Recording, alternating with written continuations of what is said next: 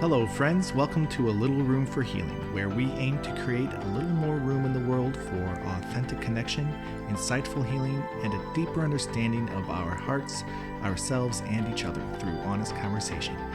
My name is Joel. I'm a Reiki and 13th octave Laho Chi practitioner, a facilitator for deep healing, and your host. James Lavrakas joins me on today's episode. James is a psychedelic integration coach helping introverts and highly sensitive people move forward, heal, and make lasting change. You can find him on Instagram at the Psychedelic Introvert. Together we talk about integrating psychedelic experiences, importance of community in medicine spaces, and how some lessons need to be learned over and over again. I also share a personal story of one of my most impactful psychedelic journeys. As usual, we start with check-ins so we can be more attuned with each other. Come on in.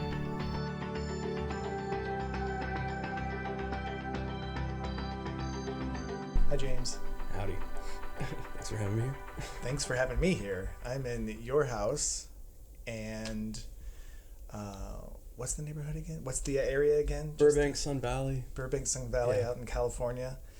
And you graciously welcomed me into your home to sit and talk. How exciting. Thanks. Yeah, thanks for coming. Let's start with check-ins. Sounds good. And I'll go first, and then I'll pass it over to you. All right. So, check in about how we are in ourselves right now in this moment. I'm noticing that I'm a little sweaty from setting up. I feel like a nice little glisten on my skin. I feel some nerves. I feel some nerves due to the fact that we don't know each other well. So that there's always like a nervous energy in me when I'm talking with someone I don't know well.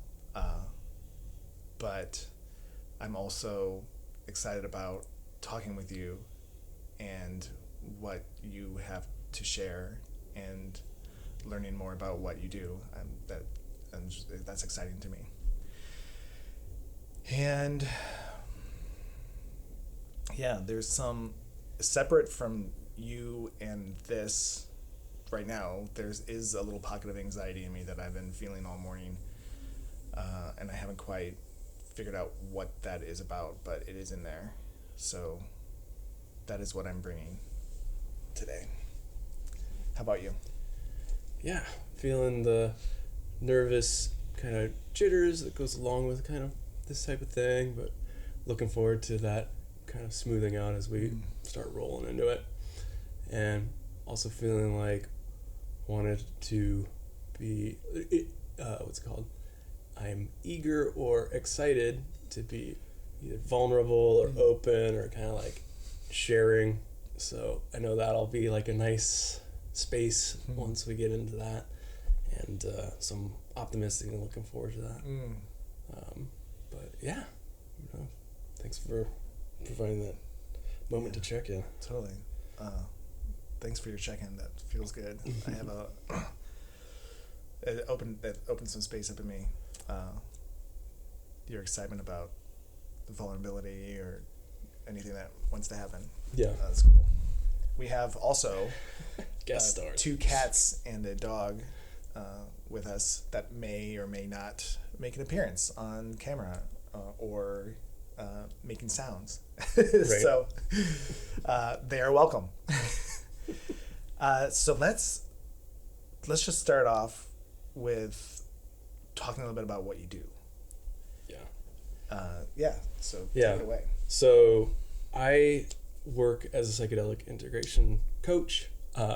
My specialty is working with folks that are more introverted or highly sensitive leaning, but most of my clients actually are probably just extroverted or ambiverted because everybody needs support. But in my head, on my journey, I'm like, I want to just carve out space for introverted people because I can lean heavy that way. Shyness also kind of shows up for me, so I know what it's like historically have been a wallflower or been in spaces that you're being quiet, reserved, and so when I'm in environments, even in like ceremonies, like I'm kind of paying attention to who's like quiet, because they may not feel not necessarily safe with the format, but that the format has certain things that aren't allowing them to be fully themselves. So I kind of be mindful of that stuff, and that's again where my practice kind of takes me with just honing in on whether it's introvert or highly sensitive. But what psychedelic integration is, because kind of just in general, for folks that have no either experience with it or have an understanding with it, they think that they'll take a substance and then receive downloads and that'll change their life and then they're good to go. But what often is the narrative is that we see or experience profound change when working with a psychedelic, but we don't have any way of embodying that after the experience that kind of takes it home and nests it and allows it to grow, or don't have a way of watering that within ourselves. And the integration practice is absolutely the continuation of talking about that, keeping it alive, fostering what those lessons were, fostering what those feelings were, giving you actionable things, creating momentum in your life so that you are not the same person that you were before you worked with that substance or ingested that medicine, but you are now looking at a month later, 3 months later, 6 months later, looking back, and you see how far you've come with your own growth, and you're feeling very anchored in it. This is also the big thing. It's like the notion of understanding, okay, I have these lessons that have come up, but I'm now working with different tools, different modalities that allow them to really become a new normal for me of either talking about that stuff or interacting with that stuff or getting over that stuff. So it's kind of a wordy phrase of saying what's involved. Yeah. What when it comes to integration and psychedelics, I hear most often and also share most often that the work is actually after the ceremony. A lot of people may think that coming in and being with the medicine, that's the work. And it is work. But the real work for change happens post-ceremony and integration, right? Yeah, and I agree with that and appreciate you bringing that up, is that the realizations, like that shows us what's up, what we need to do. And so then the next step is doing something about it, whether it's having compassion for a family member or more self-compassion for yourself. How do you put that into practice? How do you actually go about executing that or bringing that change into your life? We get maybe intimidated by that. We see that and we latch onto the feeling that comes up in ceremony where we feel, oh, I'm over it, or I feel bigger than it, or I just feel good, for the first time on this topic or issue in a long time. And then what happens is, for most of us, life with its dramas and its heaviness creeps back in and it weighs us back down, and we may feel differently about that, but we haven't necessarily done anything with it. And so this is creating or working with this other symphony of support that helps us maintain that feeling that we've had since ceremony. We're working with that medicine that again can sustain, even though those dramas of life kind of are putting weight on it. So we don't think that we need maybe that much support. Everybody's different. Some people may have just had it like a lightning bolt and that realization that they needed in ceremony and they're good.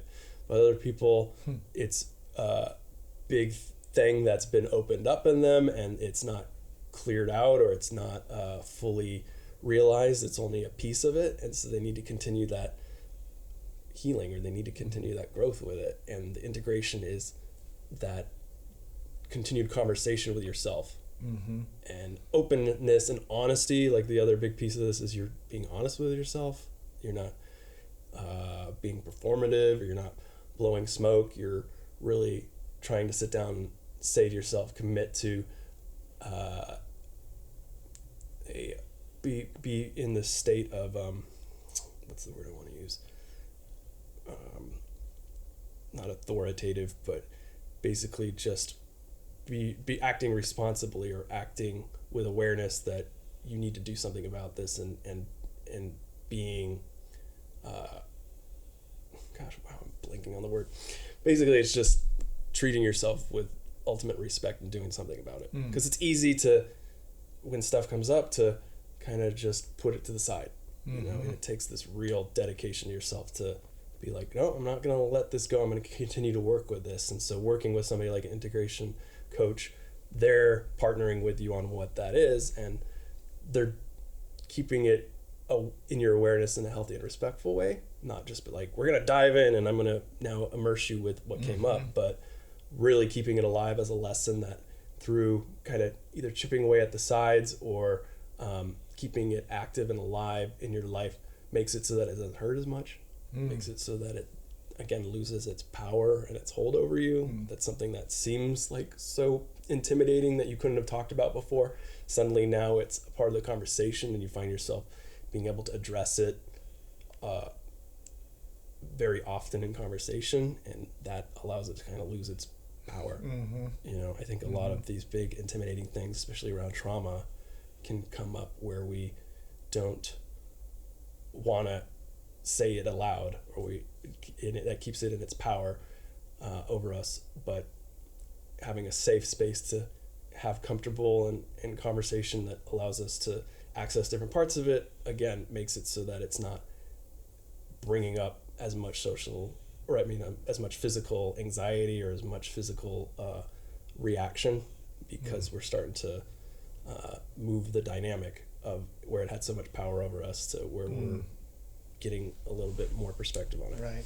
Big heady stuff, but that's what's important about this stuff. Yeah, what you're saying. Yeah, it's big heady stuff, but and it's about embodying, like actually getting into the body. And, just a couple things I wanted to say about what you were talking about.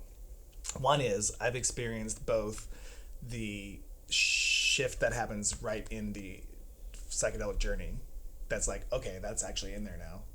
And more often, I've experienced a lesson or some info or a tidbit that I've received from the journey, and then had to do the work to integrate it, sometimes not successfully, and I had to relearn it and try again, and because integration is a practice among its in itself. Yeah, good point. Do. And then question, what would be some blanket, I know that integration is personal for each person, and as an integration coach, you're there to kind of like keep them in, but they're kind of guiding their own way of integration and how it working in like their relationship with it. And I imagine that you're just kind of like a cat with a ball, just kind of batting it back, keeping them in the zone. Yeah, it's interesting because it's different from, not to throw under the bus, but just talk therapy, where sometimes the conversation is like renewed each week, where they say, what are you feeling this week? What is this? My approach with psychedelic integration is, okay, these things came up in ceremony, these deep themes around abuse, abandonment, sex, around family, around just a variety of things. I, like you said, keep that in the forefront focus so that we're continuing to talk about that, so that when we meet again in 2 weeks, it's not necessarily where we picked off last week, but it's that, okay, you know, this feeling came up in medicine session. Let's talk about that. Like, that's the lesson, like these different themes, keeping them alive so that you can't, again, it's no fault of our own. It's probably just the human experience or conditioning, or just part of our biology that kind of just tries to move through things. This is the whole notion of also kind of married with the neuroplasticity, that we have kind of this 2 weeks where we're really kind of motivated and feeling entrenched to create new neural pathways in our brain. And after, let's say, a month of working on something, it becomes maybe background noise, and our mind is paying attention to other things. So I'm keeping that stuff in the foreground. So it's that again, that temptation that's no fault of our own, but to just move stuff to the rear view. It's like, nope, my job is to keep it in the foreground, or if a new theme develops out of that, keep it in the side mirrors. So that means that we're often juggling a lot of things, because medicine ceremonies or this type of work doesn't just always revolve around one pillar of a thing. It's many things that come up.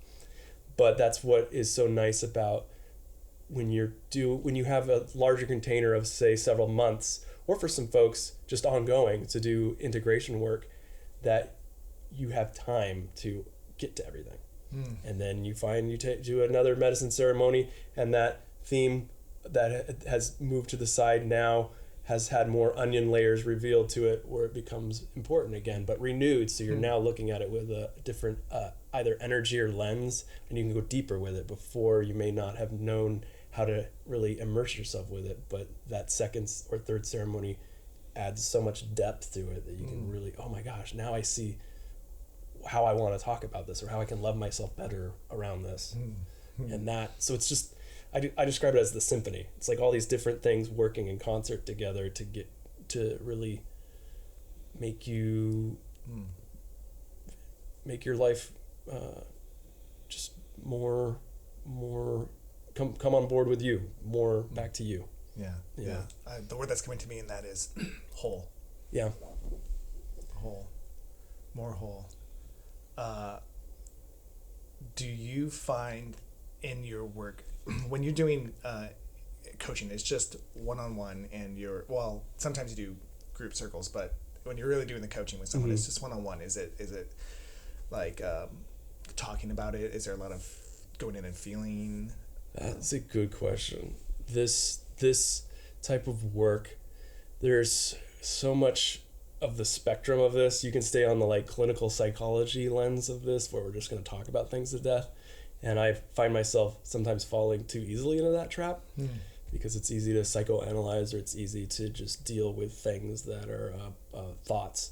And the other aspect is the body and how it's participating, and how it can move through or heal or bring awareness to the mind-body connection. And so having in these sessions opportunities where we can go into the body is massively important, and is something that people have little experience with. So when you go there, they're either curious by it or like, whoa, what is this?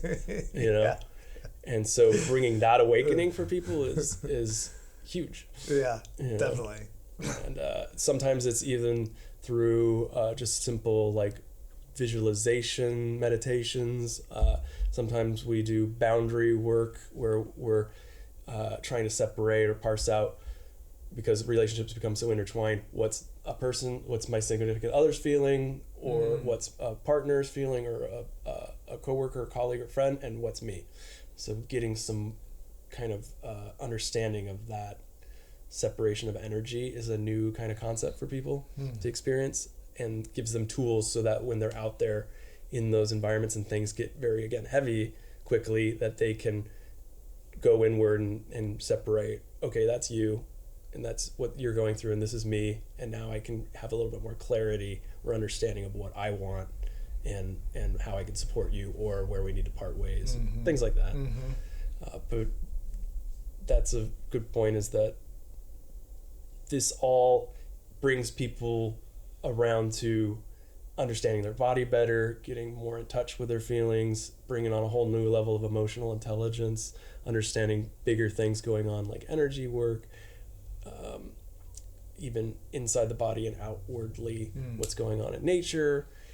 And again, I think Western lens tends to try to keep things in the medicinal or psychological realm, and ironically or funny enough, I try to treat this stuff as a gateway drug to bring them over into all these other areas, because they're open up, they're activated, and then they're curious, like, what was that I experienced?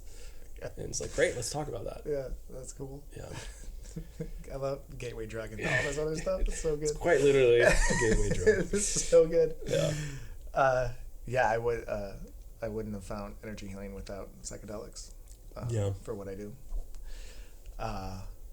When you are keeping the lesson or the experience that they had alive while you're doing this work, when it's starting to maybe fade for them, or like they're starting to get distracted by everyday life, and you're bringing it back in, do you find that there's resistance on their part of like, is there resistance in integration? That's a good question. I think there is. It presents itself in interesting different ways. Resistance sometimes shows up for folks when we're always in work mode, and you're week after week after week, we're working on stuff, and after a while, people are just tired or they're worn out and they need a break. So they kind of give resistance in that way. So you got to also measure people's ability to always just be in this working on self mode is something that it taxes us, you know? So I think whether unconsciously or consciously, people start posting resistance in certain ways to that of this notion of, okay, I'm meeting with my coach and it's going to be heavy work again. And I had a rough week, and so this is not meeting me where I'm at. So that's something I try to do is check in with people, like, where were you even coming from before this? And judging, like, checking in with them about their week or their day or what's going on with them, and then catering that lesson or that conversation to that. That's cool. Instead of just bulldozing through, even though the work sometimes needs to show up and also toggling being soft but being heavy-handed, so also those dynamics. And another thing that you make me think of, kind of tangentially related, is that as people are doing this kind of heavy work where they're deconstructing their life and sometimes letting things go, easiest example is like unhealthy relationships. Oh, this relationship doesn't serve me anymore, and I have this conversation with a friend or family that I'm not available to them anymore. So suddenly they see their lives where there's less people in it, or there's less access for things, and they're feeling alone. And that creates this, again, unconscious rebuffing or anger or frustration where they may say, doing this work's ruining my life. It's making it smaller. It's making it so that I don't have as many friends. It's making it so that my world's smaller.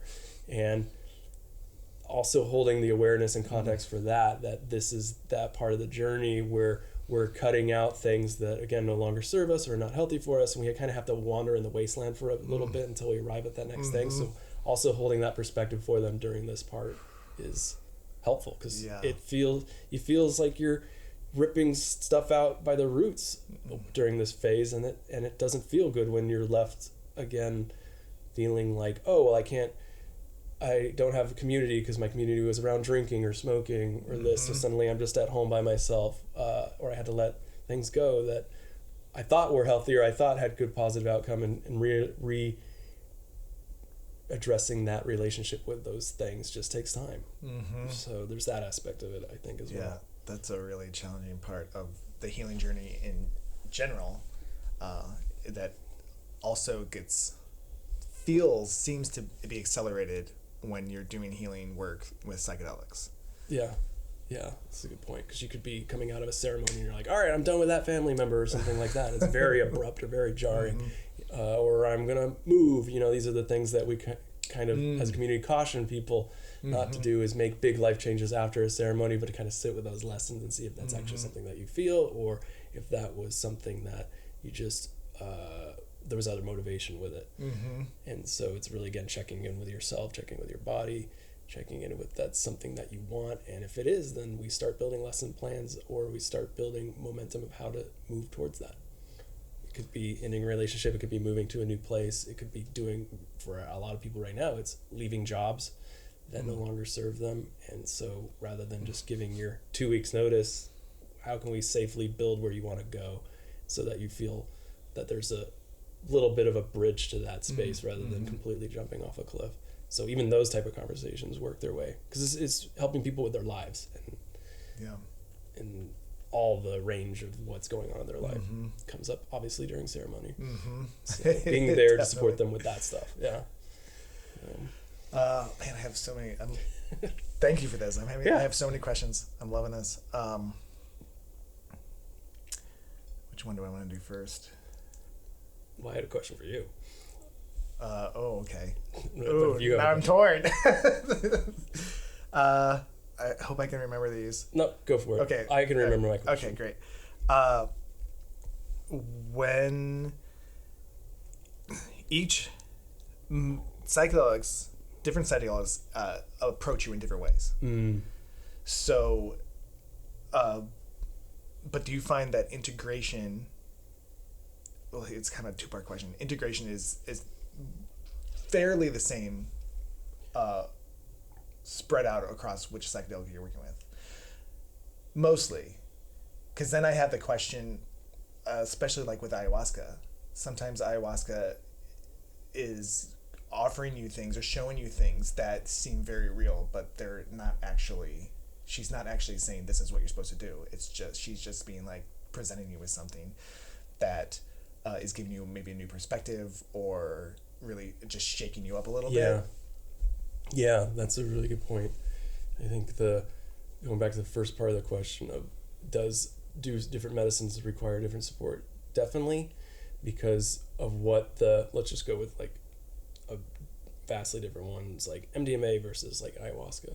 So MDMA is going to be a lot of heart space, a lot of you're able to vocalize while you're in the experience, and then ayahuasca is a lot of visual, and then you're in another space during that time, mentally and emotionally. So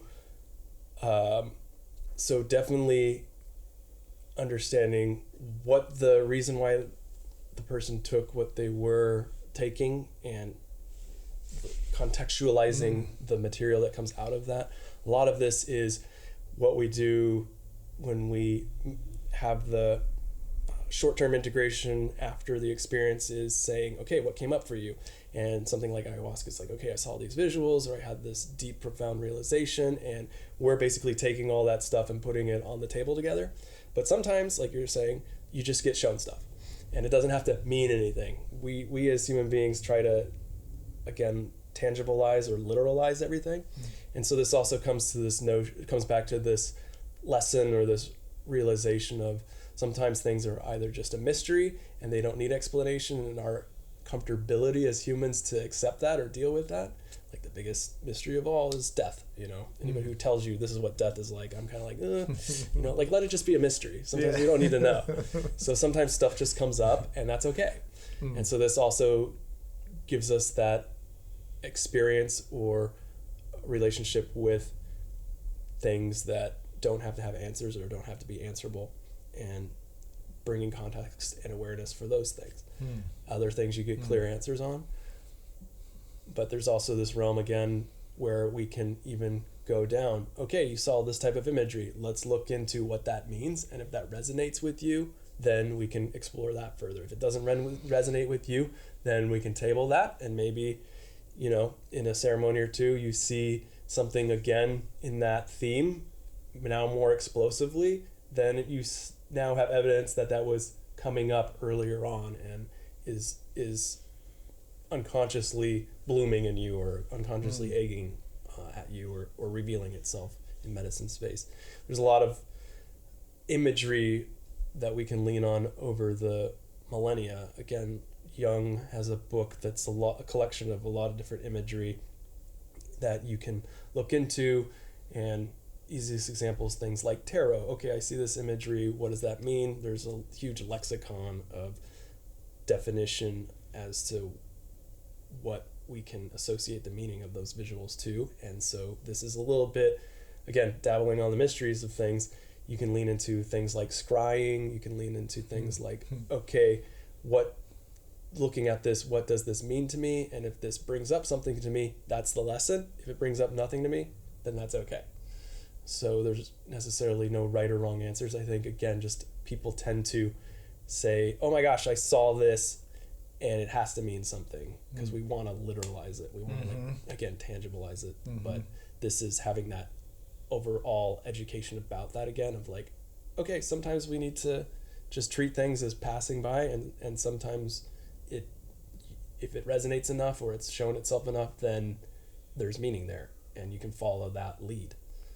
It's kind of a long-winded answer for some of that, but everybody's different with it. I've noticed, and this is interesting, I don't have this, but I can share it with you.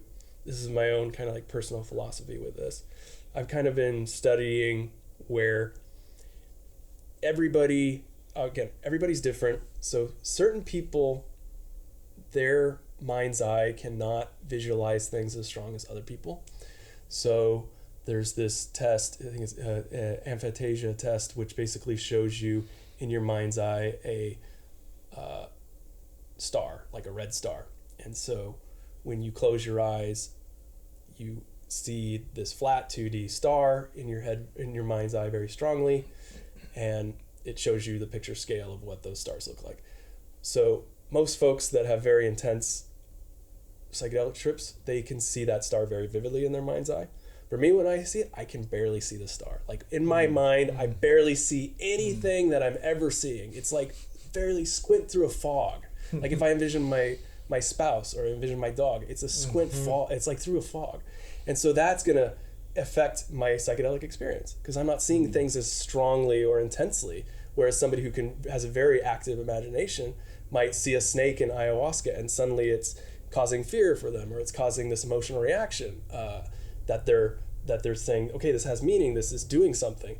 So it's also taking into account things like that, where you are on the scale, so that we can kind of put perspective on things. There's also other versions of this where some people don't have inner dialogue. They'll, instead of hearing a voice, see pictures and feel memories in order to kind of like have that conversation with themselves. So just hearing and learning how people's minds are different, and then when I'm working with a client, honing that down or understanding that better, like what is up with them, helps me understand how they're perceiving their psychedelic experience, which then kind of gives us information as to how they're, what we can lean heavily on, or what we can kind of treat as, okay, this is passing stuff when they're expressing what happened to them. So there's a lot involved, but yeah, I think that summarizes some of that. Yeah. Thank you. Sorry. Sometimes I get like a runaway train with some of this conversation. I'm enjoying it. Yeah, give me all the information. Well, so I was going to ask to you was, did you ever have a big experience that showed up for you in ceremony that was like, okay, this is a game changer, like I have to move or I have to do something big? And I was wondering how you treated that. Yeah, I've had a few. Okay, the one that's coming to me right now is a Syrian Rue journey that I took almost a year ago now, last May. Do you know Syrian Rue? It's Syrian Rue is it's like the Middle Eastern version of ayahuasca.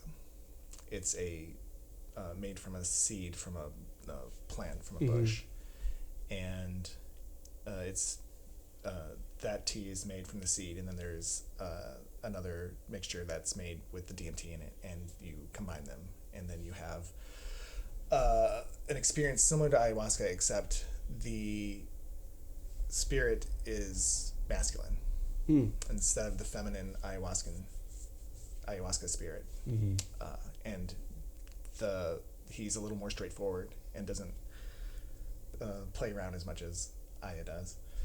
So I was doing that journey, and right off the bat, I had the experience of it wasn't amnesia, but the experience of not knowing who I was. Literally just, I don't know who I am right now. I don't know where my base is. I don't know where my grounding is. And it was terrifying. And once I got through that first 15-20 minutes of just extreme fear, needing to be like, have someone hold my hand because I didn't know, I was ungrounded completely. And then I was coming back in, the message that I was getting, the full body experience was that I don't know how to be in my family. That the foundation of my family is built on anxiety and fear, and I'm having a hard time relating to that. And I don't know how to, in my state of being prone to codependency, don't know how to relate to that anymore. And it shook me. And I was like, oh my God, I'm going to lose my family.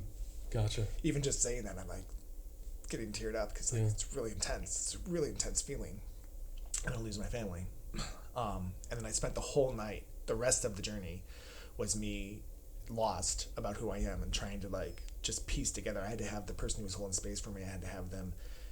I go, will you please tell me some things about Joel that you feel that you know about Joel? And she like shared something that was like, okay, that feels like part of me. That feels like part of Joel. And when I came out of it, I was shook for weeks. Shook. Like I was like, I was like in a corner on a couch, shaking, scared, because it really rocked my soul. And I did realize that what I needed for my healing was to take a break from talking with my parents. So it was so hard to do, and I didn't do it lightly. But about 3 weeks after the journey, I wrote them a message and said I need to take a break because like this codependent relationship is hard for me. Yeah. I need to shift out of this, and I need to like ground in what I'm feeling. So I haven't been able to reconnect with them yet, but this last year has been one of the most intense healing experiences consecutively that I've had, where I'm working through all these things and like what it is in me that I need to fix or heal or release, all the above. Fix, I don't really like that word. Heal, release, and be with better, to engage with them again, which is my goal and my desire. I want to. I love them. Well, actually, that's an interesting thing. There is love in there. Well, when it came out like that, there is love in there. During the healing process, I've been struggling with that feeling too. But the goal is to get back with them. So I made that decision to not talk to them, and that's a big decision to make. Yeah. That was my long-winded answer to your question. No, thanks. Seriously, thanks for sharing that depth with it, because the stuff, like what you're expressing, that hits at the core of family, especially. Mm-hmm. It's at the core of so much wrapped up, pent up feeling, and getting some space to and freedom to do something with that is tough because we're so intertwined with them. Mm-hmm. So I'm glad that you've given yourself the space away from them to start working and processing on stuff, which it sounds like it has been for the last, like, now, what, a year? Yeah, the journey was in last May. I just want to state and make sure, I just want to state that what I just described is a small, like, it's not there's so much that happened that I've learned and that I've worked on and gained, and so it's like what you're receiving as people listening is a really summarized version. I bet. And so there's so much more to it, and so much more complexity, and there's so much more depth and pain and anger and fear to it than what I'm saying. Gotcha. But you're also expressing that this experience, as absolutely ungrounding and jarring as it became a big movement catalyst for starting the interaction differently, and now moving you into actually what it feels like is a space that has needed to be moved into. Mm-hmm. Yeah, that's going to be overall more healthy for you. Gotcha. Yeah, more healthy for me, and more healthy for my relationship with them when I re-engage. Yeah, that's good. Whether they have been able to look at anything themselves or not. Yeah. If they're still the same that they were when I left, I'm coming in differently. And that's ultimately going to be better for our relationship. I appreciate you saying that too. That's a big, interesting point as well, that when we're doing all this work, it's only changing our experience and our point of view. But then when we become more assertive, or we become more comfortable with ourselves or more in ourselves, then you watch how that resonates out. Mm-hmm. And when you start engaging with them, or you engage with other people, it's going to cause them to look at themselves, and that makes them uncomfortable, and you're going to witness them being sharp about that, or start blaming you, or not liking this change that you're going through and stuff like that. So they start to, because you're making them look at themselves, is often a byproduct of, again, as we're growing and learning. So to hold awareness and context that actually has nothing to do with you. You're, again, blossoming and you're growing on your journey, but that's making them analyze and sit uncomfortably with things that they've either gotten away with or historically done, and now they feel not good about that, or they have conscious they're in tussle with that, so they have nowhere else to take that but back to you. Sorry, go ahead. I was just going to add to that, as my friend David has said to me before in this journey, is this isn't what he says, but I have been kind of trained to take on their feelings and hold their stuff for them. Gotcha. So what David, I love what he says, and I'm just going to lovingly give that back to you. That's yours. Yeah. And I'm not going to hold that anymore. Yeah. And that's kind of what is happening. Gotcha. I'm owning my stuff, and I'm going to give back to them their stuff. Yeah. That's good.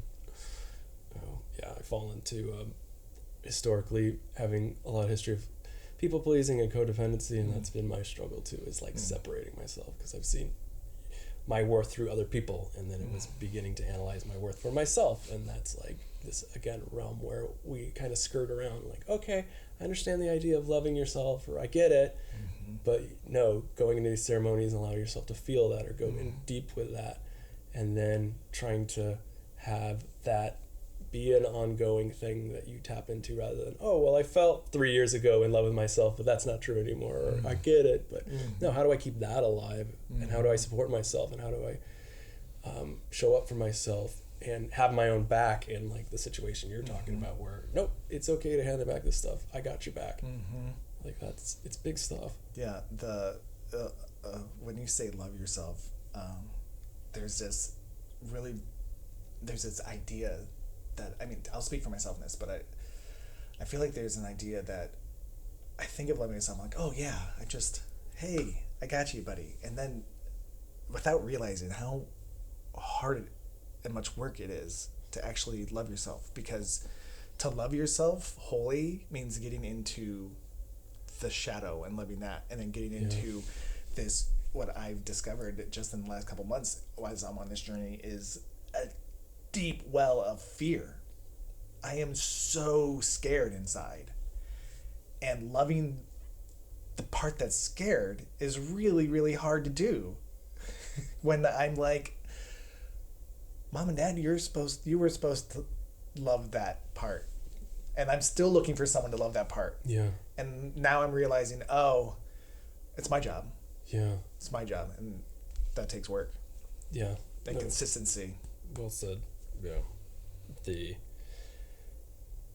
work involved with loving yourself is so much easier said than done, because it can be so painful and sharp and filled with shame and filled with guilt and all this stuff. And like you're saying, like, okay, who's gonna, I'm looking externally for someone to love or validate that part. I think that's often why we go to medicine if we don't have somebody. I know during a Wachuma ceremony, San Pedro ceremony, I needed validation from the medicine as to who I was, and it provided it. And that felt fatherly, grounding of like, thank you for now, because you said that, I'm going to allow myself to see that, and then became the work of like, no, I can see this, and no, I am going to be that. But I couldn't arrive to there until it told me that. Was that something that when you got that information, when you got that experience on the medicine, locked in, or was that something that it's like, oh, now I heard that, and then you've strayed from it and come back to it, strayed from it, come back to it, and like close the gap on actually holding it? For me, that one was a mostly kind of lightning bolt moment with the medicine, because I came in with an intention. Essentially, that one was for me, I wanted to feel comfortable with myself as a man, of like, okay, masculine and manhood, there's all these societal expectations or labels on this, and I don't necessarily associate or see myself sometimes in some of these, sometimes out of these, and so I needed to just sit with medicine and be like understanding myself as a man. And the message I got was, oh, you're absolutely fine the way you are, you're absolutely expressing masculine in your own way. And just hearing again that affirmation was release intention. Okay, I don't need to go questing out for all this external stuff, that it's here, that it's okay. And for some reason, it's just what I needed to hear, or how lovingly I needed to hear it. So that has lived within me since then. And there's been moments where I've kind of needed to remind myself, because again, there's a lot of external stuff on that topic, as with many topics that you kind of judge yourself against. But now I have that kind of like rock or that safety feeling that the medicine helped me obtain or helped me believe in myself that I can remind myself to go back to. So, yeah. I love that. Yeah, that's a good medicine for that one in my experience. Oh, yeah. Definitely. I have a really strong relationship with San Pedro. Yeah. Yeah, thanks for indulging me on talking about a heavy topic. Oh, thank you. It just so happens that I feel like we've come to the place of taking a energy healing break, making a little room for energy healing on you. Right. And I love that we kind of got to this vulnerable place right as we moved into it.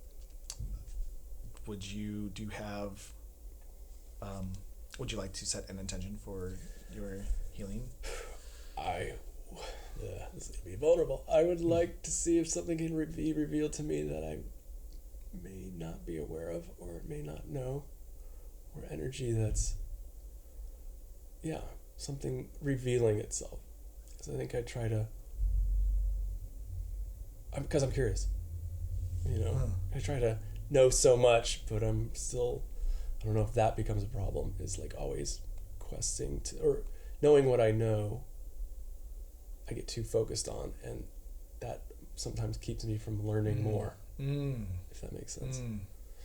So cool. Anything honestly revealed would be helpful. I know that becomes blanket vague, but that's actually for me the point. Yeah. So is that? I love it. That's it.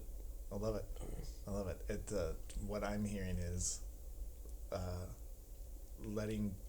There's like seems. This is what I'm hearing. However it lands with you, is that there's a hold on the things you know, and sometimes that hold clogs up some passageways for new stuff to come in, and you just want to release that. 100%. A good read. Yeah. And it even happens for me, somebody who's aware of so many things that I can still logjam myself. That's I think I was even, who was I maybe I didn't say it to you, I said it to somebody earlier this week, it was the person I was with yesterday. Doing this podcast, I work as a healer. I hold space, I facilitate, I do energy work, and then I'm on here and people are seeing some of my mess, and then I'm like, oh, I wonder how that affects people looking at me as a healer. you know I don't know, not necessarily that's not necessarily what you were just saying, but I don't like perfection, so I like people that are still bringing their mess. It keeps everybody real. You know? So by all means, I totally appreciate and accept that. Cool. So I love that intention, and I want to feeling together which would be the best modality for that, between Reiki and 13th octave Lahochi, and also not necessarily in regards to the intention, but what you are being drawn to, like what is actually you're being drawn to. Gotcha. I'd say potentially the latter. So be curious to explore something outside of Reiki. That makes sense. That goes with your intention. It's intuitively what I feel, so just following that. Do you do Reiki? I've had it done to me. I do not do it as a regular practice, but I 100% tell and affirm to clients that that's a place where they can learn more and dig in and experience. So, love it. Cool. Yeah, one of my collaborators on some of the retreats that we do, she's a Reiki master practitioner, so it's wonderful having her energy in the mix while we're doing this kind of work with psychedelics. So that's probably another great offering that you do just by you being in the space that you're probably not aware of, is like having somebody like you that's minded with that brings a whole nother awareness to the space. That's cool. So, thanks for that. Okay, let's do it then. Cool. We'll be right back after James's 13th octave Lahochi session.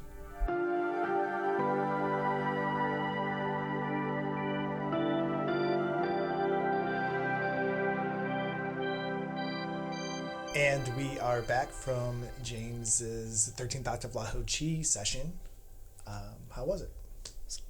It's good. It was felt like moving heavy stuff around. Oh, cool. I'm like, oh, this feels like big tectonic plates or something moving around, and just interacting with heavy stuff. So I feel lighter afterwards. I feel like, for me, like around the pelvis and around the hips is where I carry a lot of stuff. So it feels lighter now. Yeah. And it felt like during the practice that it was heavy up here, and then it felt like it was getting moved down out. Oh, yeah. So that I was not expecting, but afterwards I'm like, oh, this is definitely lighter up here, and then that, again, tension that was there was moved further out. So yeah, that's how it showed up physically for me. Cool. Yeah. Cool. Oh, that's... Well, before I say that, was there any other experience or... I was, once I was like moving out of my head state, like I was dealing with like certain, again, like heavier emotions, just like for me, sadness was just kind of like a real emotion that was just kind of there. And so I was just aware of it, but other emotions that kind of came up were just the curiosity of feeling different parts of my body, like that grand awareness where we're really spending time with ourselves and feeling into, oh, here's how maybe this feels achy, or oh, here's how this is feeling in the moment, that we kind of numb out to until we spend time in that stasis state of here it is. And so I was like just recognizing it for what it was. So it's kind of that body exploration as well taking place. I love that. Yeah. I had this, were you about to go into something else? I had this experience. So interesting. I was actually in the possibility that for a lot of time that nothing was happening. Like I was feeling the energy moving through me.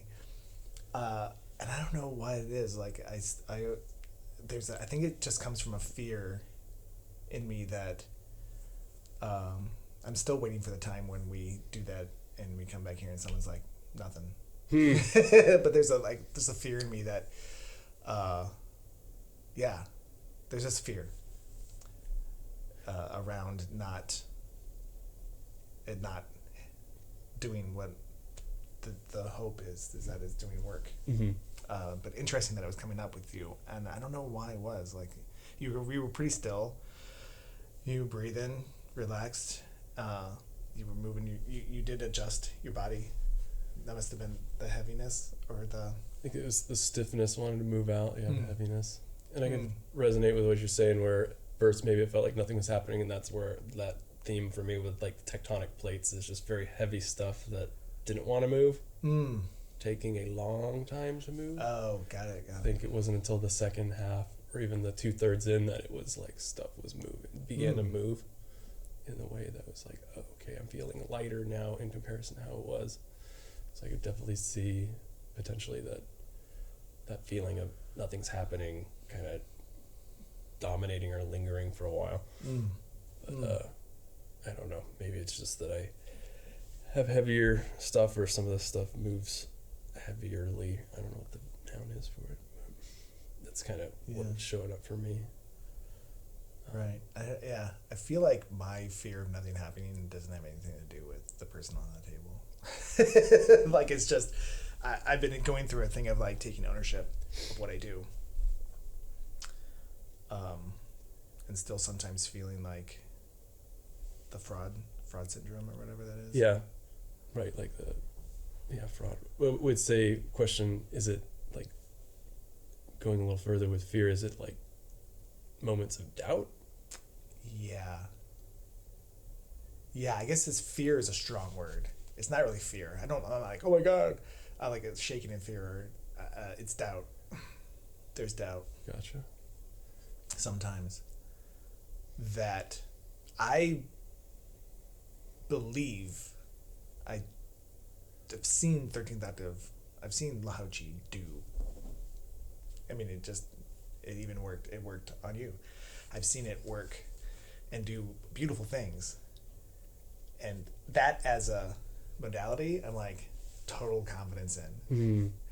But then there's doubt about, oh wait, yeah, about me. Yeah, that comes up. Yeah, I appreciate you sharing that. Yeah, I very much feel that even from what I'm doing as a space holder or a psychedelic integration coach is that with what I'm saying or doing, I want to be in that 100% conviction zone or 100% like, this is the truth zone. But there's always just like things that prattle us or move us in and out of that. And then the doubt kind of plops right in that spot for me.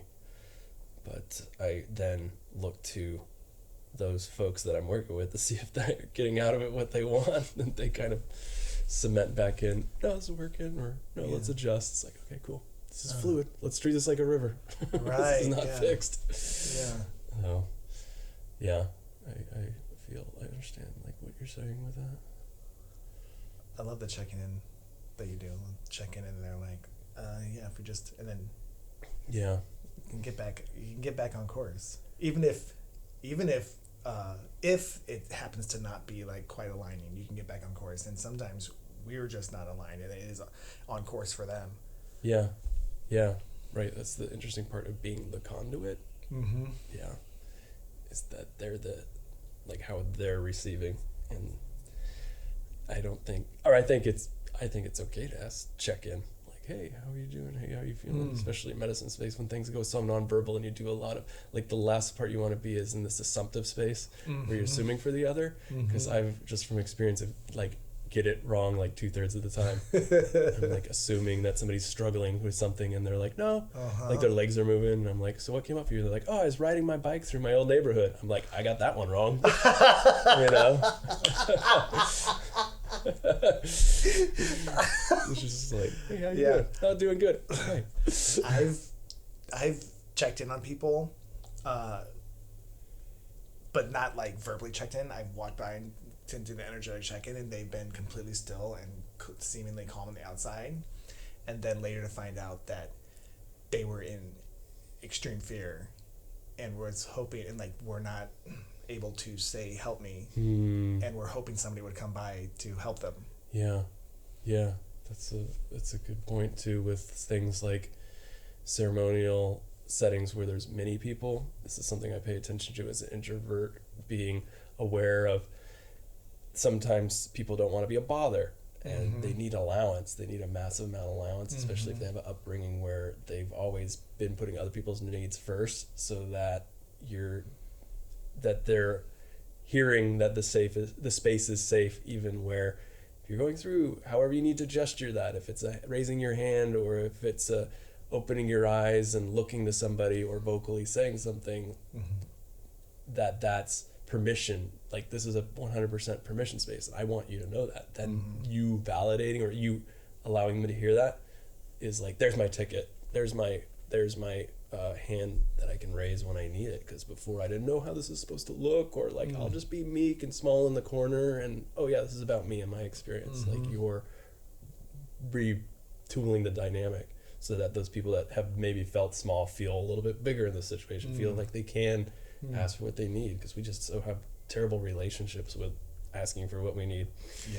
You know? Even and totally, even in the times where we always preface, we always emphasize ask for help. We always emphasize it, and even when you emphasize it to people, when they're in it, that comes up, that fear comes up, and it's still hard for them to do it, even though they've been given permission beforehand. You know? Yeah, good That's point. how deep that goes with people. Yeah, seen that a lot with, like you're saying, and just for me, I've always, you're right. That's their becomes this obstacle, and once they get on the other side of it, there's potentially massive relief for them if they can get to it. So I just try to demonstrate as much as possible. I even had a ceremony where we were outside and it was cold, and I kept going around saying, like, you want me to throw your socks in the dryer? And for a person there, they were like, that, you asking even down to something as minutia as that I had permission to ask for, freed me up so that I was not in my head about requesting stuff.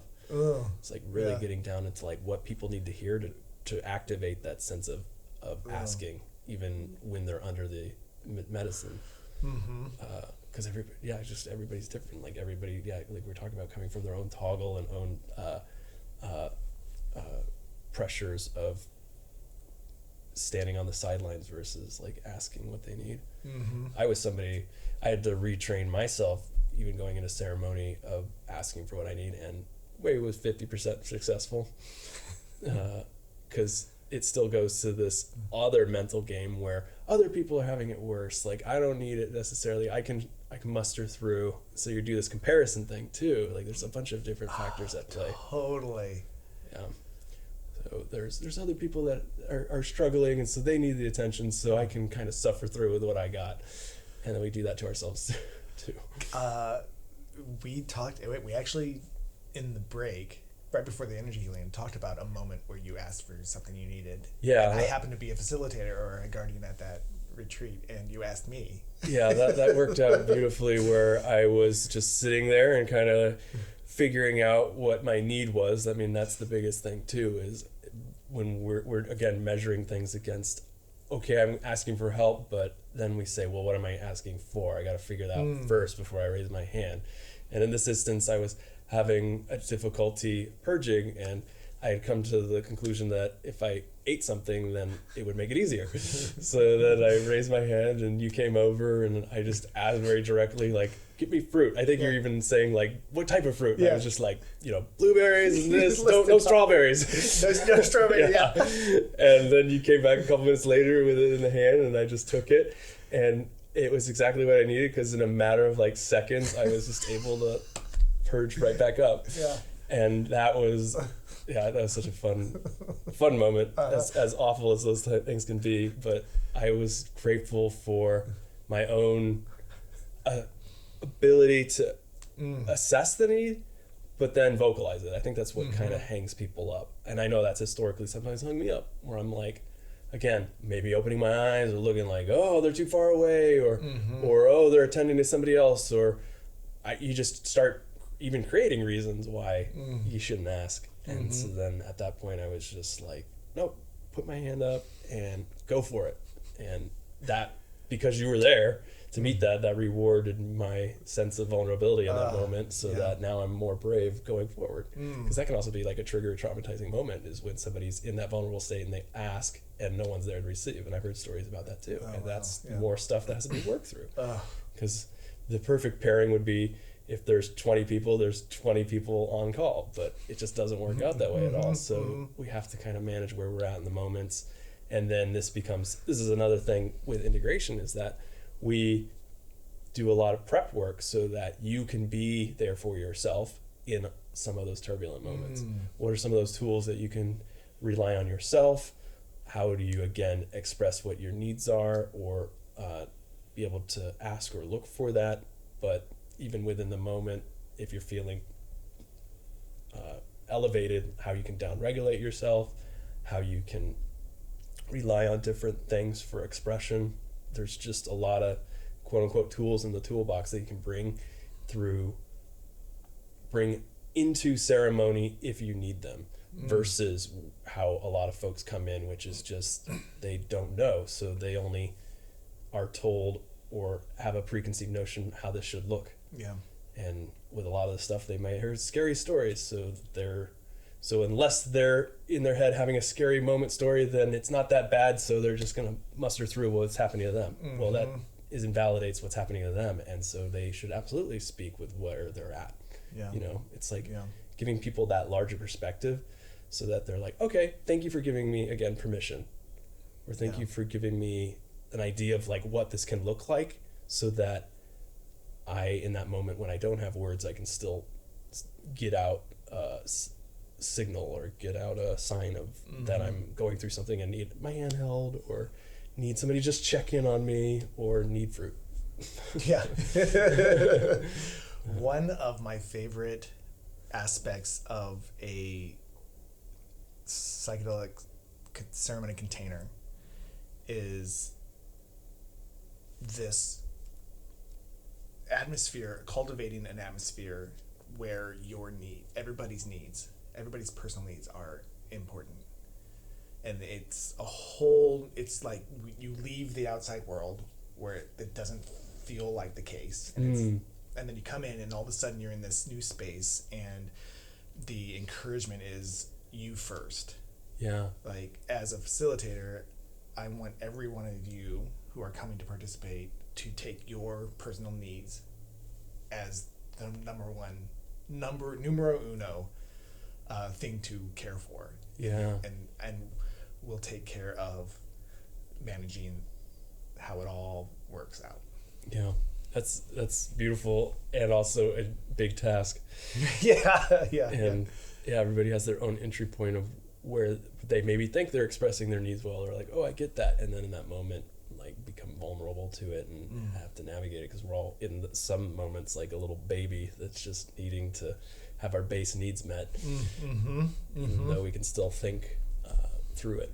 But you make me think that, that having that aim or goal of, okay, the whole point of us coming together, the first step is safety to express your needs or what you're going through, and getting people to really feel that safety is practically a psychedelic lesson or a psychedelic trip on its own. Where I've had, again, through several types of ceremonies or experiences, deeper levels of my understanding what it means to, again, speak my needs in those moments versus what I had understood for myself 5 years ago.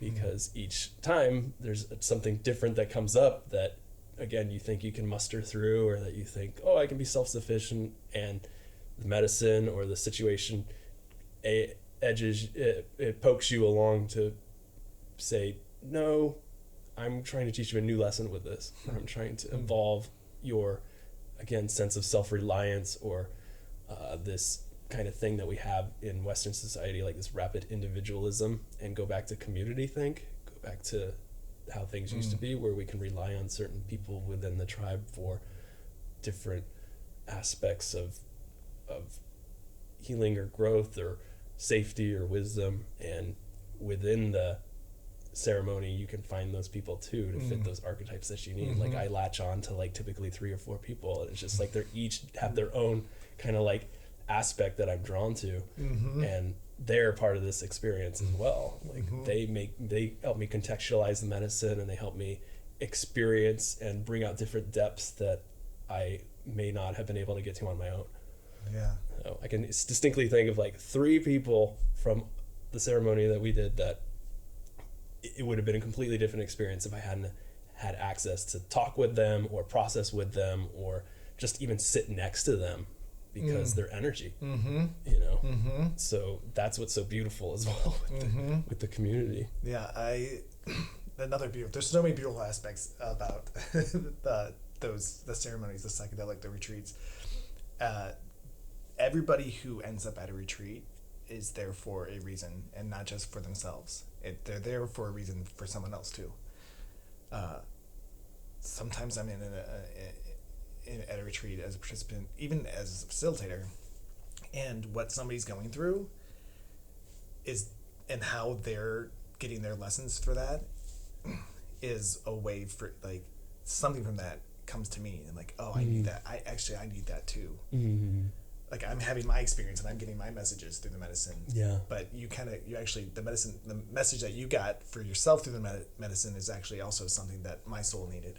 Yeah, that's beautiful. Yeah. I riffing off of that, like, this is the evolution of this kind of work that I believe in, is that at a certain point we not necessarily learn all we can learn from the medicines, but it shifts energy to where the people are the medicine. So where like what we're doing right now, like this is where I feel like a little bit of activated medicine space, because like what we're doing is like we're in this medicine space together, whether we know it or not. and being able to see people as those opportunities, or be able to be in that heart space or mind space or energy space with them,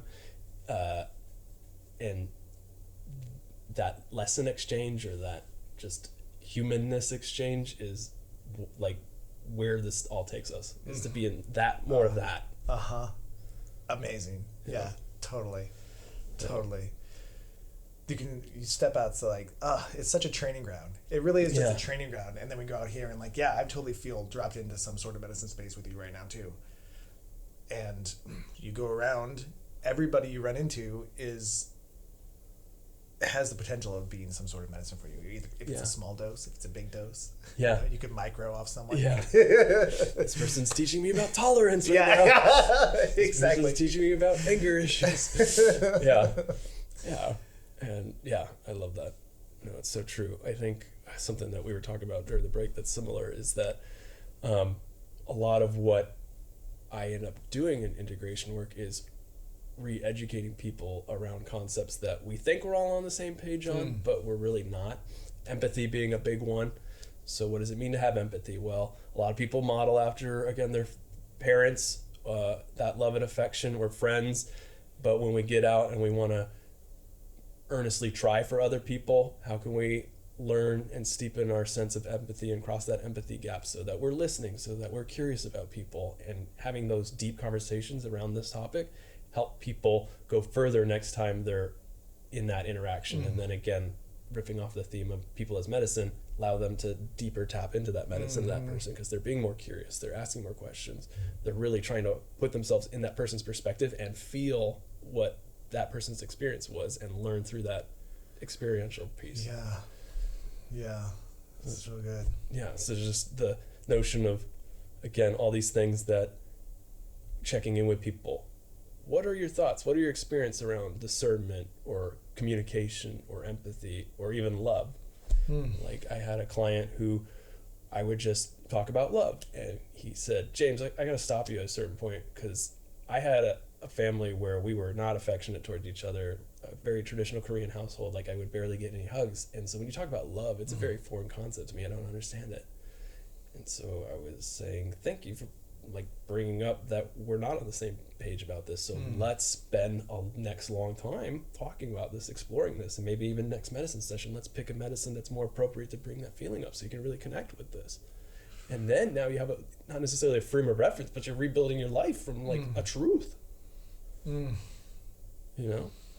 So that's really what this is, where this can take us. Oh, that felt really good. Yeah. To hear that. Yeah. Heavy stuff. Yeah. We talked a little bit about love. I actually was like, when you said that to me a little bit ago, I was like, I really want to do a whole episode on love. And really get into what love actually is. Right. But investigate it. Yeah. Investigate what love is. And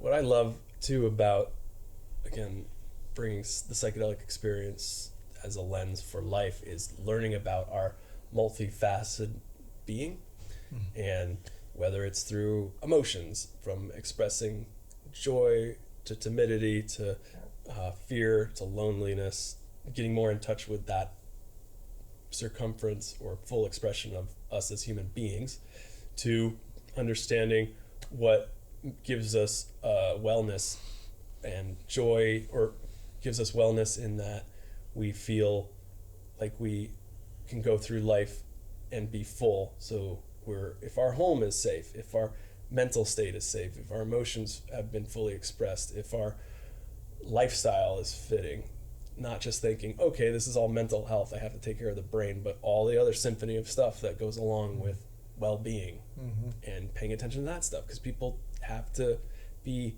not necessarily told, but re-educated, re-reminded that all this other stuff's at play. It's not just one thing. So understanding all this other stuff is the robustness of life, or is the full expression of life, and the more we do that and play in those spaces, then the more equipped we are when things get wonky or we're put into different states. We're not numbed out and haven't felt our feelings, but we're like, okay, I have experience either in medicine space or not with grief and loneliness, and I now can recontextualize that or re-engage with that or have a better relationship than I would have if I had just, again, numbed out and ignored that stuff.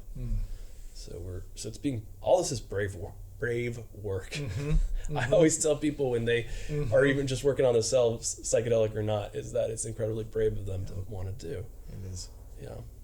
And it takes a great amount of courage, and that's why it takes a great amount of encouragement having somebody like a coach or somebody on your side encouraging you to keep it up, because there's a million and one reasons why this is too intimidating or this is too tough or this makes me feel sad or bad and I don't want to do it anymore.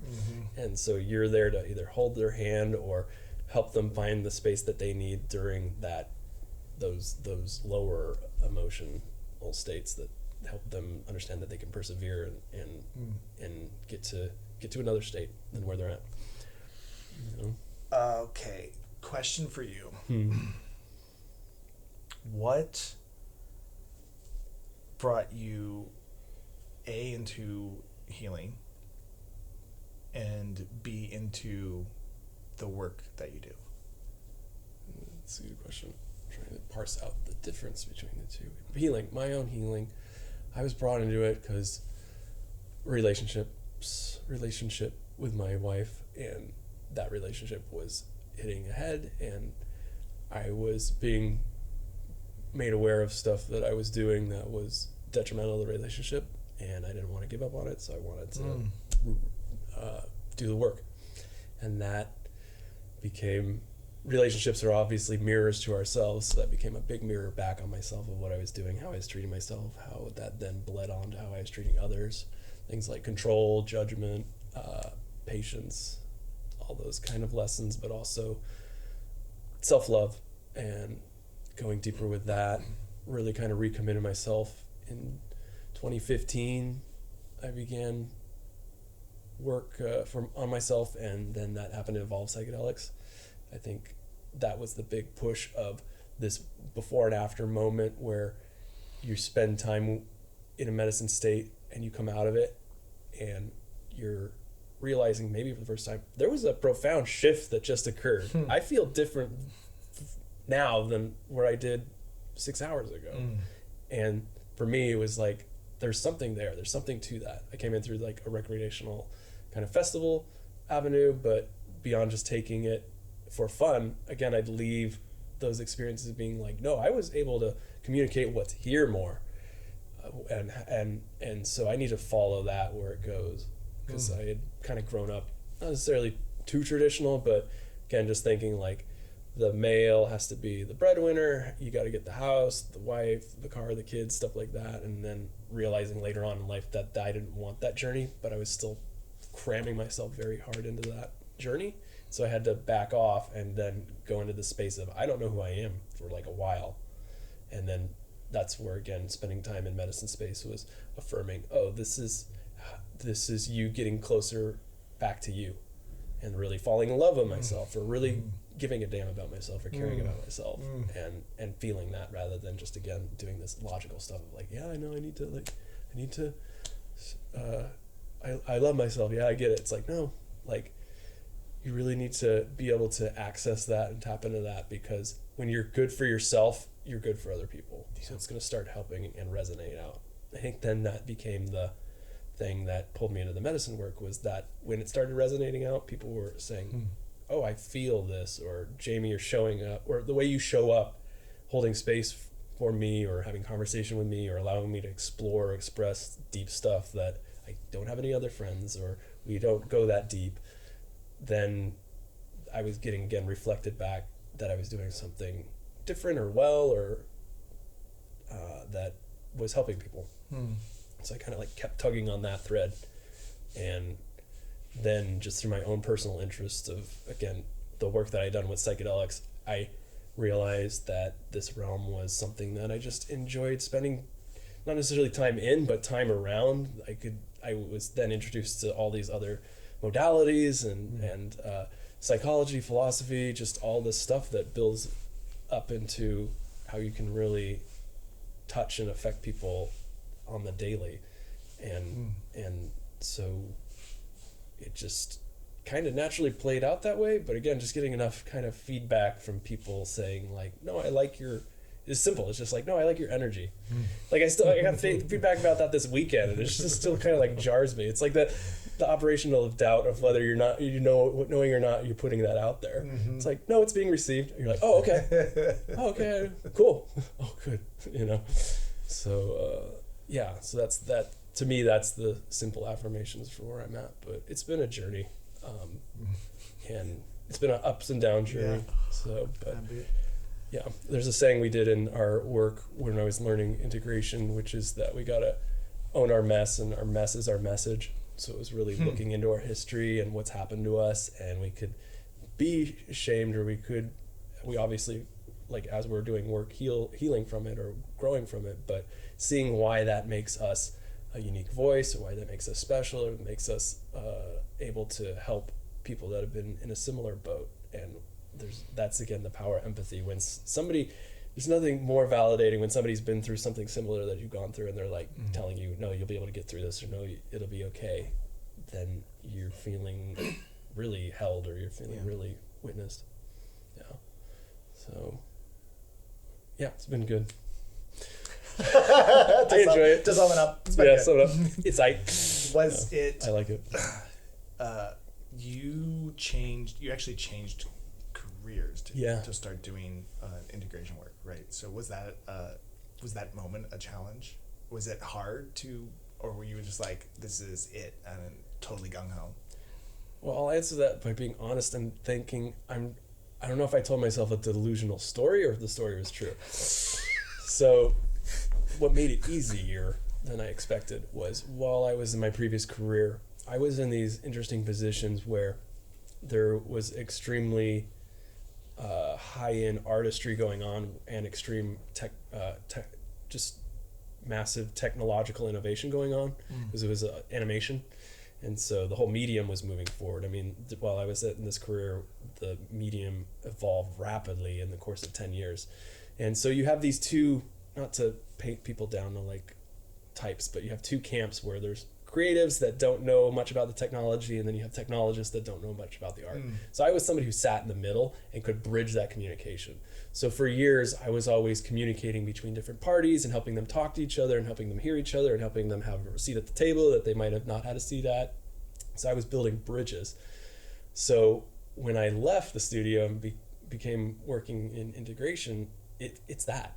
You're still marrying and bridging people to different aspects of themselves, or different relationships to things that they may not know, and you're educating them. So I found that mindset still just easily adaptable into this space. And then the other aspect was that through the art that I was doing, I now see people as my art, because we're crafting the life that you want, or we're bringing all these different elements in and doing this creative outcome for yourself. So seeing people as this creative expression, or not necessarily a blank canvas, but just a lot of different elements that want to be moved and worked and reimagined, it's still a very creative experience. Yeah. So I still get fulfilled with that. Amazing. Yeah. Oh, that's amazing.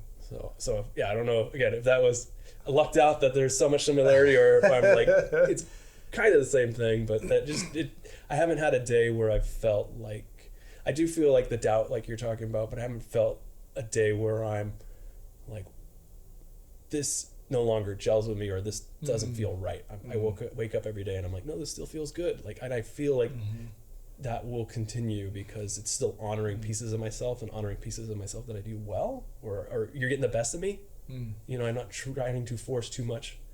And I think the other aspect of this makes me think is, again, going back to the introvert or highly sensitive piece, why I bring that in my practice is actually permission to me to show up as an introvert and show up with sensitivities to the discussion of who I'm talking to.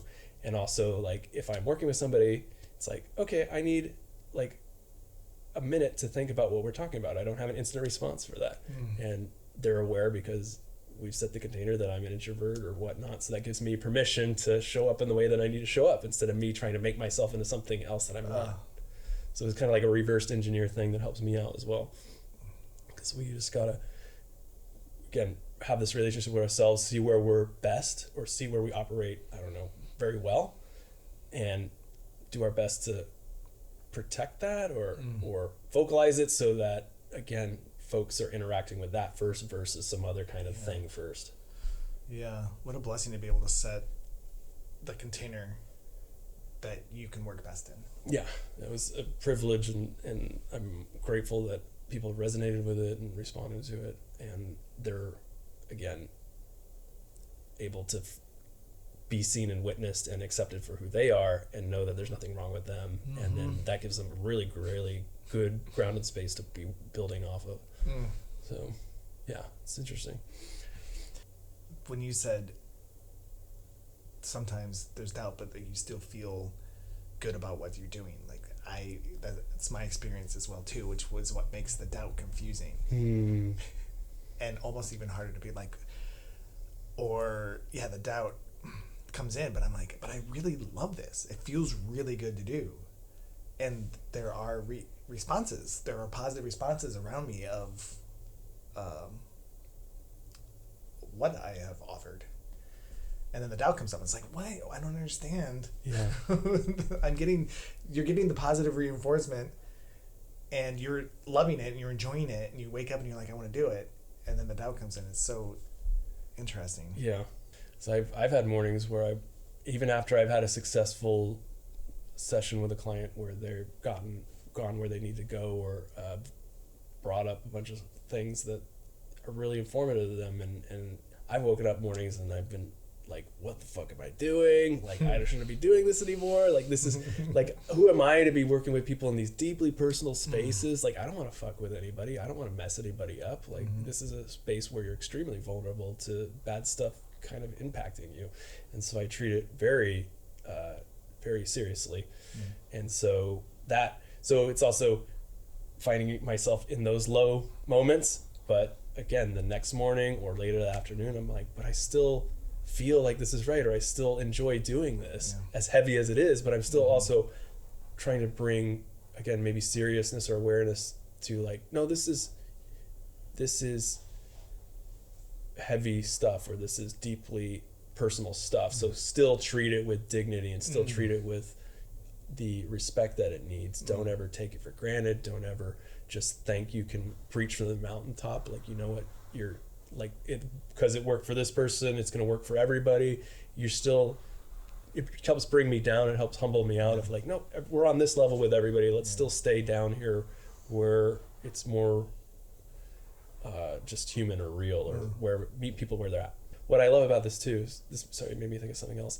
Great. Is that this is all massive re-education for me on all the stuff that I'm talking about. And as I'm going deeper with a client, I'm like learning stuff as well. And so I'm really grateful for that as well. So that I am keeping all this stuff as a constant reminder for myself. Because it's not, I think this is the big, and I don't think anybody's saying this, but this is the biggest fallacy. It's like one and done. It's like, okay, I learned that, I'm done. Yeah. No, this stuff, I don't know if it's the human mind, some of us better than others, but it fades, you know? And so we have to keep it alive. Now, it's daunting to be like, okay, there's 50 things I need to keep alive in my life. It's going to, just because of our capacity, only be like 1 or 2 or 3 or 4 things. But we got to be, again, not so hard on ourselves if we've forgotten or don't do things as well and then trip up, and instead of meeting it with, oh, you're so stupid, why didn't you know that? You should have known this. You already knew this. It's like, all right, it's time to pick up that lesson again, peel that onion layer and go a little deeper on this, because that's just what's up. You know, it's the self-compassion shows up in like that space, massively important first. I just had a moment with my therapist on maybe like 2 or 3 sessions ago, where I was like, how many times do I have to learn this? How many times do I have to relearn this? And he goes, 1,000. It's just like throw out an arbitrary big number. Big one. 1,000 times. And you're on like 15. It's like that. Yeah. There's some, what's it called? There's the dualism of that is like daunting, but also relief in that. Like, okay, I don't have to worry because it's just like what it is. Yeah, I didn't mess it up. Yeah. I didn't mess it up because I didn't take it in that time. I took it in, and a piece of it stayed. And then when I take it again, another piece will stay. Yeah. I feel like all this pulls us towards, I guess it's Buddhist philosophy or a couple different philosophies, but as we have more experience with this, have more experience with stuff, it chills us out. And so we then get into more of a state of meeting certain things with indifference or not attachment on it. We just like accept it for what it is.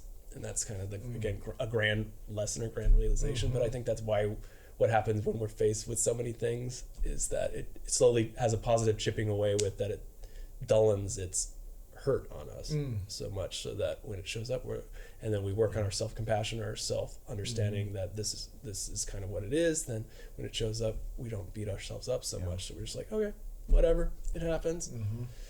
And that's a good place to be operating for yourself, but with others, because people are always doing stuff that can be triggering to you or make you show up or activate something in you. But then when that starts, they do that, and you meet it with, again, a different reaction, then that's interesting. You're like, oh, I'm having a higher tolerance or whatever. When I experienced that, I've had the experience of being like, it's like, whoa, what just happened? That was cool.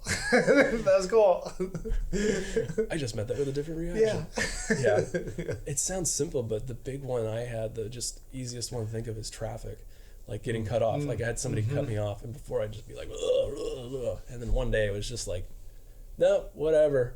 Like that person has to get where they're going, or they're in a hurry, or I didn't take it personally. We just put ourselves in so much main character syndrome with things. And when you kind of get away from that, which psychedelics help do, or just getting more perspective of our place in the universe and in nature, then you really either meet it with, again, indifference or compassion. You're just bringing in different emotions than what we have historically gone to or reached for. But that's only because I think we, again, have been raised where we only have one tool in the toolbox, and we just reach for that thing. So this is all about learning other things to grab for. You know, what I tend to talk about with folks is that this is giving us pause or patience in the moment between when something happens and reacting. Like if we can give ourselves a second, 3 seconds, 5 seconds, 10 seconds, whatever. And some months we might have 10-second pause and then back to 1 second, whatever. That's just because that stuff that month was gnawing on us more. Life is fluid, and we have to hold, again, compassion for ourselves for that fluidity. And some months are hard, or some weeks, or some hours. You might have come off of a medicine session and felt really good, and then the next day something happens, and you're dragged back into the drama. And you start beating yourself up because you're like, I felt so good 3 days ago. Well, you had a massive assist. Why that is. And so how can you, again, hold compassion for yourself in this moment of like, okay, stuff's tough. It's okay. I'll get through this. And it's not a reflection of how I am or how things are. It's just that I'm aware that this is what's up at the moment. And when it gets more fluid, we'll build back, or we'll do the work again, you know, or we'll just continue the journey. That's one more thing that I want to highlight before, as we are coming to a close, that the importance of the integration when you do a psychedelic, have a psychedelic experience, and you're coming off of it, the glow of that experience stays with you. And then as the days or weeks, maybe sometimes even a month goes by, the glow fades, and then you're like, what happened? What did I lose? It's just the glow of that experience fading out. And that's why we're integrating, not necessarily to keep the glow, but to maybe react to the glow going away differently. I like that. I think so. Holding on to the glow, that again, just what the integration stage does is it helps us know that if that phase goes away, that we're still taking what that space tapped us into and letting that live on and carry on. Because the reality is that, and this is where maybe people have different philosophies, but my thoughts on this is that we're not able to stay in that glow state all the time. Like it's almost delusional to think that. And sometimes when people go into psychedelic states, they fall so much in love with that because life has been so hard that they want to stay in that space. And sometimes you encounter that where it's like psychological addiction or continually trying to stay in that state and again not want to come back to reality. So we have to remind people that we have to come back down, that things kind of get again heavy, and we're holding again more self-compassion or armor, choose your metaphor, to get through those things. But having those opportunities to sit in medicine space gets us really clear on who we are, what we care about, what we're dealing with, and gives us the encouragement or energy so that again we create the system of assist that helps us persevere, continue to persevere, and help us build the life that we want ultimately. And that's just it, not in a negative way, but it's just like that's kind of just the way things are. You know, we cannot stay in that elevated state for long. We cannot keep our heads in the cloud the entire time. We got to come back down. And so it's like how we deal with the coming back down part that is really the math or the challenge or the work, obviously. Yeah. So, yeah, I think that kind of answers what you're bringing up. Yeah. Speaking of coming out of the glow, I have there's a strong desire to I feel dropped in. There's a strong desire to stay in that dropped inness, but I'm also feeling like this might be a good time to ease out. Gotcha. I'll give one space for if there's anything else that feels like wants to come out of you while we're sitting here. No, just riffing off of that, I think I know I'll probably crash later today because this is again elevated state. So you're right, like all of me is showing up, which is good. But I feel like we could keep talking for a while. Yeah. So it's just so much that happens in this state. I think just the last, or leaving people with at least an encouraging thought, is that again, going back to what we said, everybody's different. So figuring out what is unique to you, and also getting into finding the others in that realm.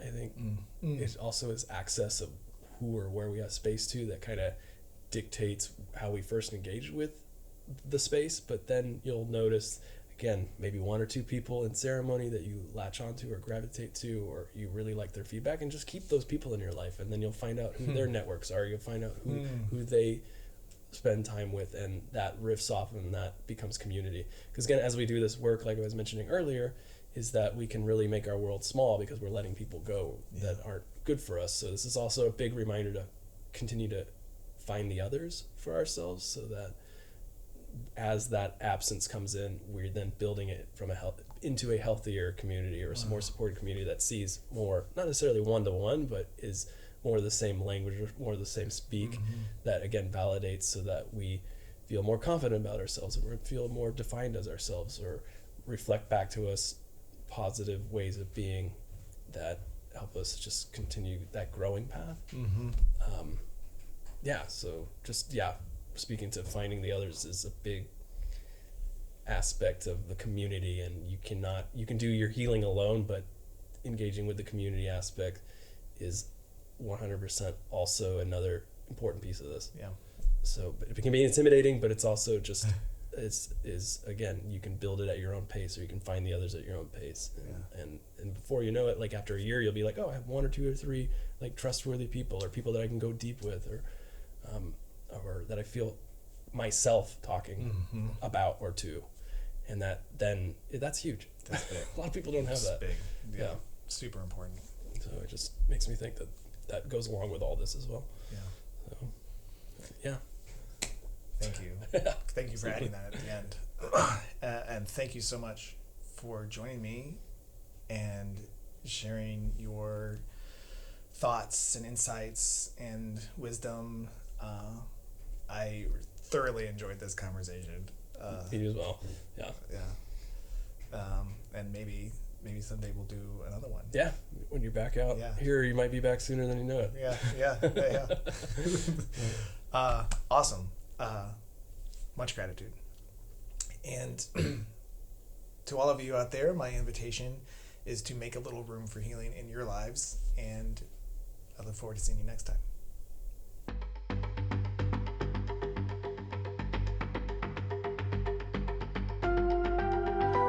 Thanks for making a little room for my podcast. I'd love to be a part of your journey too. Follow me on Instagram at A Little Room for Healing for news, updates, offerings, and connection. To book a session with me, go to www.alittleroomforhealing.com. If you'd like to support the podcast, follow the link at the bottom of the episode description. Have a beautiful day.